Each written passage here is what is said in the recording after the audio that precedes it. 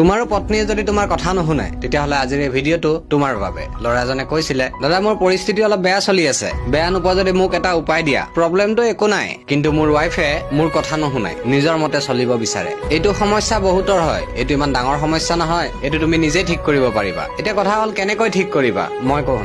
যেতিয়া তুমি তোমাৰ পত্নীক বুজাবা, এটা কথাত ধ্যান দিবা, তাইৰ মেজাজটো কেনেকুৱা হৈ আছে। মেজাজ মানে হ'ল মুড। আমি কওঁ যে মুড অফ হৈ আছে, মুড চুইং হৈ আছে, সেইটোকে কয় মেজাজ। প্ৰথমে কেইদিনমান তাইৰ প্ৰশংসা কৰিবা, কিন্তু মিছা নহয়। তাইৰ যিবোৰ ভাল লগা কাম বা যিবোৰ ভাল লগা কথা সেইবোৰ কবা। নাৰীয়ে প্ৰশংসা ভাল পায়, যিবোৰ কাম প্ৰশংসা কৰিবলগীয়া সেইবোৰ কৰিব লাগে। আৰু আটাইতকৈ গুৰুত্বপূৰ্ণ কথা হ'ল তাইক বুজোৱাৰ আগমুহূৰ্তত তাইক তুমি আৱেগিক কৰি তুলিব লাগিব। তাই তোমাৰ কথা শুনি আৱেগিক হ'ব লাগিব। সেইটো তেতিয়াহে হ'ব যেতিয়া দুইজনে অকলে থাকিবা আৰু নিজানত থাকিবা।